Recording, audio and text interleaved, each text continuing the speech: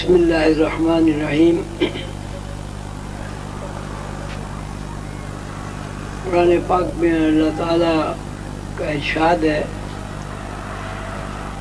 کہ وہ لوگ جو الہی علوم سیکھ لیتے ہیں، یعنی جن لوگوں کو لاشعوری علوم حاصل ہو جاتے ہیں یا وہ علوم حاصل ہو جاتے ہیں جو باطن سے متعلق ہیں، روحانیت سے متعلق ہیں، وہ کہتے ہیں کہ یہ بات ہمارے مشاہدے میں ہے، کل من عند ربنا، ہر چیز، ہر عمل اللہ کی طرف سے ہے۔ والراسخون فی العلم یقولون آمنا به کل من عند ربنا۔ تو جب اللہ تعالیٰ کے ارشاد کے مطابق یہ بات اور یہ حقیقت ہمارے سامنے آ گئی کہ اللہ تعالیٰ فرماتے ہیں کہ راسخون فی العلم، کہتے ہیں کہ ہر چیز ہمارے اللہ کی طرف سے، یقولون آمنا بھی کل من عند ربنا۔ تو اب یہاں یہ کسی کی ناموری یا کسی کی کوشش زیر بحث اس لیے آتی ہے کہ اللہ تعالیٰ کے وسائل اس کے ساتھ معاونت کرتے ہیں، تعاون کرتے ہیں۔ اب یہ کتاب احسان و تصوف الحمدللہ لوگوں نے اس کو پذیرائی بخشی، لوگ بڑے خوش ہوئے، مختلف لوگوں نے مختلف رائے سے، آراء سے ہمیں مطلع کیا۔ اس کے پیچھے بھی یہی کہانی ہے کہ والراسخون فی العلم یقولون آمنا به کل من عند ربنا۔ ہمارے عظیمی دوست قمر طارق صاحب نے ملتان میں محمد صلی اللہ صلی اللہ علیہ وسلم سیرت طیبہ پر تقریب رونمائی کی۔ وہاں انہوں نے مہمان خصوصی وائس چانسلر بہاؤالدین ذکریہ یونیورسٹی کو بلایا۔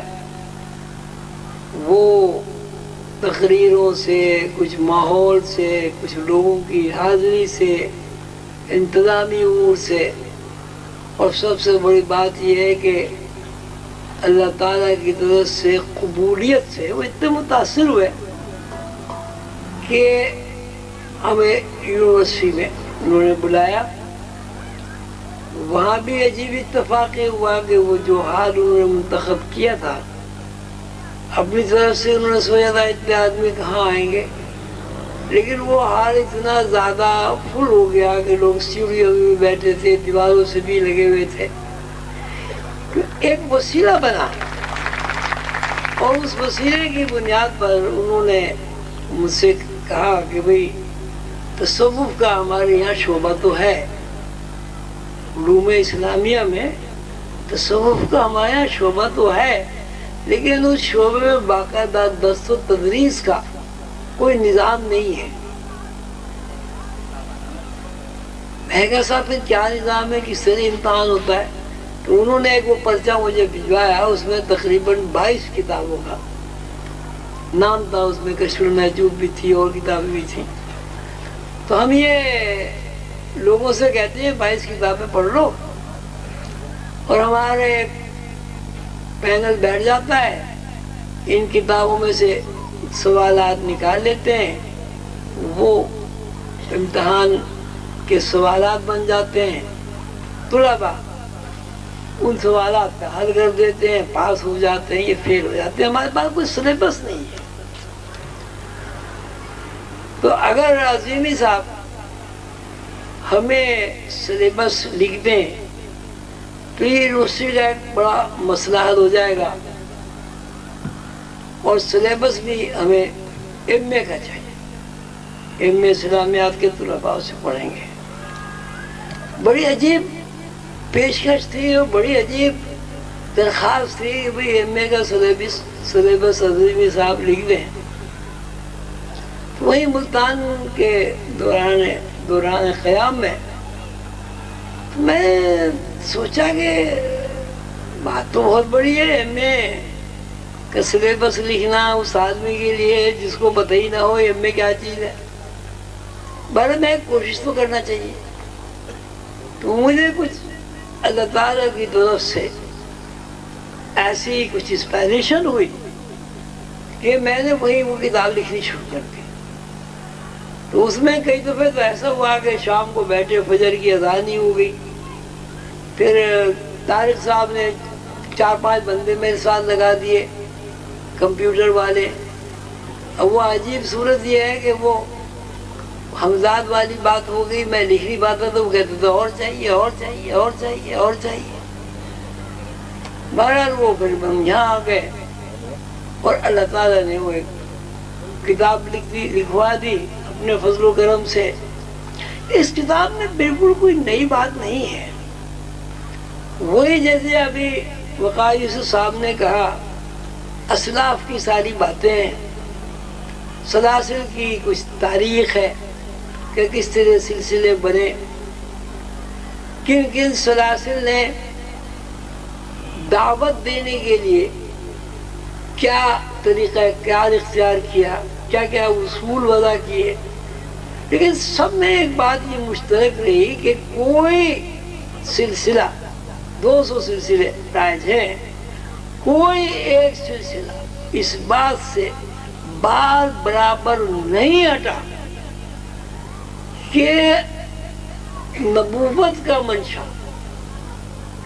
یہ ہے کہ توحید سے آدمی دور کرنا ہو۔ اللہ وحدہ لا شریک ہے، اللہ کے رسول پیغمبر برحق ہیں، اللہ کی کتابیں برحق ہیں، فرشتے ہیں، جنات ہیں، یوم آخرت ہے، حساب کتاب ہے، تقدیر خیر و شر ہے، اس سے کوئی بھی نہیں ہٹا۔ اور اگر اس سے کوئی آدمی ہٹ جاتا ہے تو ظاہر ہے وہ اس گروہ کا ہی بنتا نہیں ہے۔ تو اس کتاب میں کوئی نئی بات نہیں ہے، بات ساری وہی ہے، اللہ اور اللہ کے رسول کے پیغام۔ اس میں جو قدرتی طور پر ایک بات اللہ تعالیٰ نے اس کتاب میں جمع کرا دی ہے، وہ یہ ہے کہ انسان کوئی بھی ہو، وہ کافر ہو، مشرک ہو، ہندو ہو، مذہبی ہو، لا مذہب ہو، مسلم ہو، غیر مسلم ہو، دہریہ، کوئی بھی ہو، وہ اس بات سے انکار نہیں کر سکتا کہ ہر انسان 2 رخوں سے تخلیق ہوا ہے۔ ایک رخ روح ہے اور ایک رخ یہ جسم ہے، مادی جسم۔ اس بات سے بھی کوئی آدمی انکار نہیں کر سکتا کہ مادی جسم کی حرکت ذاتی نہیں ہے۔ روح اگر اس کے اندر ہوتی ہے تو مادی جسم حرکت کرتا ہے، روح اگر نہیں ہوتی مادی جسم حرکت نہیں کرتا۔ روح اگر ہے تو مادی جسم کو بھوک بھی لگتی ہے، پیاس بھی لگتی ہے، احساس بھی ہوتا ہے، جذبات بھی ہوتے ہیں۔ لیکن اگر روح نہیں ہے تو کچھ بھی نہیں ہے، پھر وہ ایک لکڑی ہے سوکھی ہوئی، سوکھا ہوا درخت جس کا کام ہی جلنا ہے، یا اس کو کہیں کوڑا کرکٹ پتے ایسے ہیں جن کو گڈھے میں دبا دینا ہے۔ یہ جو علم ہے کہ ہر انسان جو ہے وہ مادی جسم کے اوپر زندہ نہیں ہے، ہر انسان مادی جسم کو کوئی چلانے والی چیز ہے اس کے اوپر زندہ ہے۔ جیسے ابھی ٹیوب لائٹیں جل رہی ہیں، ابھی ٹیوب لائٹ کا ایک مادی جسم ہے اپنا، لیکن اس ٹیوب لائٹ میں روشنی یعنی اس کا چلنا، اس کا کارآمد ہونا اسی وقت تک ہے جب تک کہ اس کے اندر بجلی آ رہی ہے۔ بجلی اس کے اندر نہیں آئے گی، یہ ڈیڈ باڈی ہے، کسی کام کی نہیں ہے، چاہے سستی ہو چاہے مہنگی ہو۔ لیکن اگر بجلی آ رہی ہے تو وہ چھوٹا سا بلب 0 واٹ کا وہ بھی کارآمد ہوگا. لیکن اگر بجلی نہیں آ رہی ہے تو بڑا سے بڑا جنریٹر بھی بیکار ہے اگر اس کے اندر بجلی نہیں بن رہی. اب یہ طے ہوا کہ انسان ایک نہیں ہے، ہر انسان 2 ہے. ایک انسان اس کا اپنا ظاہر ہے، ایک انسان اس کا باطن ہے. باطنی علوم اور ظاہری علوم کا فرق ہم اس طرح قائم کر سکتے ہیں کہ ظاہری علوم تابع تو روح کے ہیں لیکن اس میں انسان کا شعور شامل ہے، انسان کا قیاس شامل ہے. مثلا 1 اور 1 2 آپ کسی بھی طرح 1 اور 1 2 ثابت نہیں کر سکتے. الف ب ج اگر کوئی انسان اس کو کہہ دی میں تو الف ب ج نہیں مانتا، آپ کسی طرح اس کو منوا نہیں سکتے چونکہ آپ نے قیاس کر لیا ہے الف ب ب ہے. تو لہذا یہ قیاسی علوم پوری نوع انسان